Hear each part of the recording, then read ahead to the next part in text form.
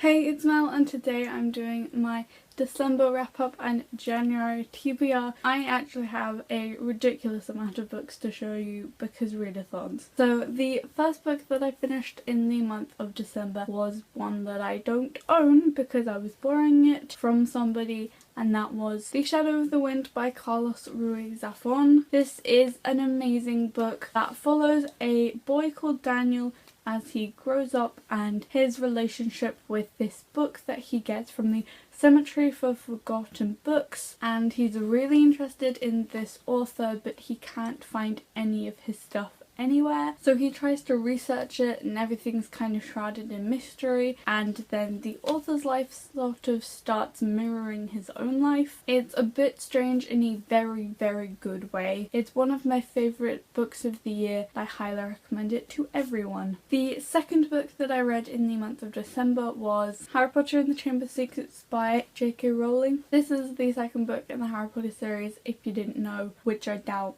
because it's Harry Potter. I read the first Harry Potter book late in November and I was gonna do the thing where I read all of the Harry Potter books in December, but I started early because NaNoWriMo was a bit of a fail. The third book I read in December was Harry Potter and the Prisoner of Azkaban, the third Harry Potter book. This may actually be my favourite Harry Potter book. That's kind of hard to decide. It's also my favourite soundtrack for the movies is the third one, but my favourite movie is the sixth one because it's more like a teenage movie and the third movie feels like you have to watch it twice. The fourth book that I read was Harry Potter and the Goblet of Fire, the fourth Harry Potter book. Bearing in mind this is 600 pages, I think I did okay. And then the fifth book that I read wasn't Harry Potter, and that was My True Love Gave to Me by loads of authors but edited by Stephanie Perkins. I really enjoyed some of these stories. They're all romances to do with the winter season. Some are about New Year's, some are about Christmas, some are about fantasy to do with Christmas time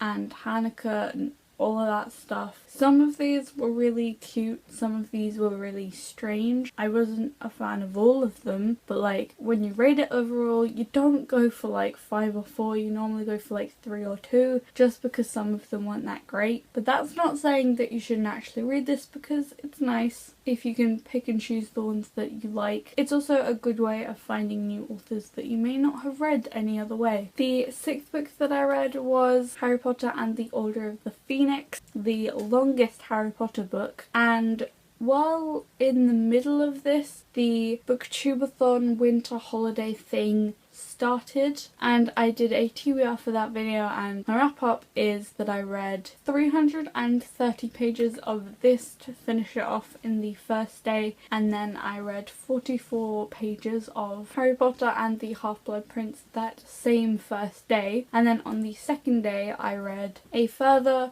404 pages to get to 448, and then the third and last day of the Booktubeathon I read the remainder of this, which was about 160 pages, while also getting to page 342 of Harry Potter and the Deathly Hallows, the last Harry Potter book, and the last book that I read in December, and therefore 2015. The ending of this actually made me really kind of frustrated and angry because I was all like, I go through 7 books and it's taken an entire month and I don't like it because I really don't like the 19 years later. I just don't. Just not something I'm very fond of, and to get to that after reading all 7 of them, seeing as like 4 of them are 600 pages long, I was like completely out of it going, this isn't what I wanted. I just didn't want that. So I actually ended up going through Carry On and just trying to find things to make me feel better. So I ended up reading 8 books in the month of December, 6 of those being Harry Potter books from 2 to 7. I also have a quite large TBR pile for January because there is the biannual Bibliothon, which is a readathon that happens 2 times a year. But for this video I'll just go over the books quickly and then go into the reading challenges of what I've chosen, more deeply in a separate TBR video. These may not actually be in order because I don't really care. The first book, or just one of the books that I plan to finish during the biannual bibliothon, is The Bone Season by Samantha Shannon. This is fantasy historical set in London, and it's all about this girl who does things with her brain that's really weird.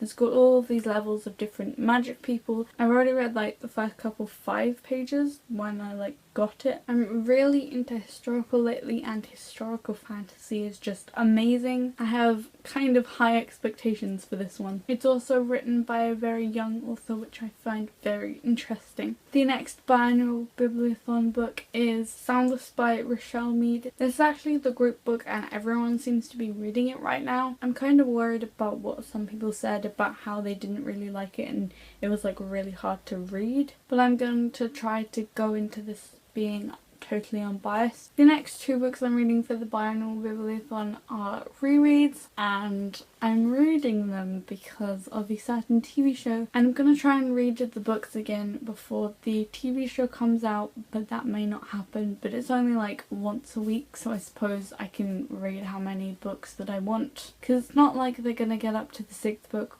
in the first week or the 2nd, but those are City of Bones and City of Ashes, the first 2 books in the Mortal Instruments series, in the Shadowhunter Chronicles by Cassandra Clare. I actually really want any other editions of these because there are 3 different editions, but I'm still stuck with these ones, but I'm gonna reread them because of Shadowhunters. I'm so excited. You don't even understand. I'm freaking out every time I think about it. It was over a year since I read this, and almost exactly a year since I read this, so I've never actually reread them because I only read most of them last year, so this is gonna be interesting, and I think it's gonna make me even more excited for the Shadowhunters TV show. The next biannual bibliothon book is The Assassin's Curse by Cassandra Rose Clarke. I don't actually think I know anything about this. It was just one of those books that went out of print and then everyone was like, you have to buy it now because you won't be able to do it later, and then I put it off. But then I managed to find some, so that's good. I think it's got pirates and assassins, and that's basically it, and that was from the 2 duology titles. I think this may be for the challenge read a book that you know nothing about and you bought because of the cover, but that may go to something else. The next biannual bibliothon book is Carmilla by Sheridan Le Fanu. This is actually a collection of things, but I'm reading from page 240 to 320 because that is where Carmilla is. It's basically this vampire thing that was written before Dracula and features lesbians, but maybe not lesbians because no homo exists apparently in the 1800s, but we're not talking about that. I have been meaning to read this for the longest time, and I have loads of classics and it's just building up and I never read them, so I thought this was a perfect opportunity because I need to read it because Carmilla. Also, I have a video about the web series Carmilla based on this novella. You should go see the video and then see the web series. And the last book that I'm planning to read in the biannual bibliothon winter 2016 is The Darkest Minds by Alexandra Bracken. If you don't know, I've had this book for a ridiculously long time, like a year and a half, and I've never read it. It was in my first video and I never read it. And everyone's so done talking about the series that I haven't even started. I haven't even looked inside. It was in my TBR of shame thing video because I'm just so ashamed that I haven't read this and I need to read it. So it's one of the books that I'm going to really try and read.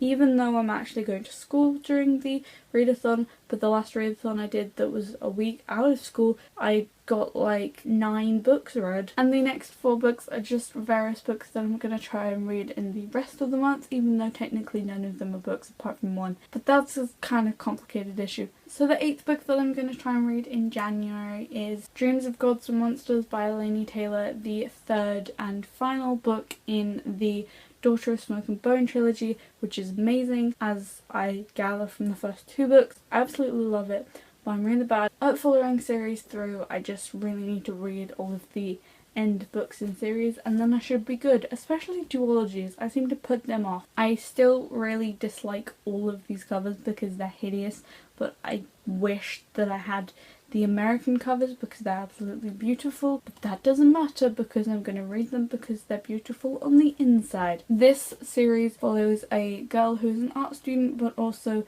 cares for these chimera monster things that aren't really monsters, and then this angel guy comes out of the sky and it's really weird, and the main character has blue hair and she really wants to fly, which may be a weird thing to wish, but her fatherly figure Brimstone deals with wishes and teeth, and he's really weird and everything's very strange, and she really wants to find out all about her family and who she is and stuff, and then she does, and then she's all like, everything is wrong now.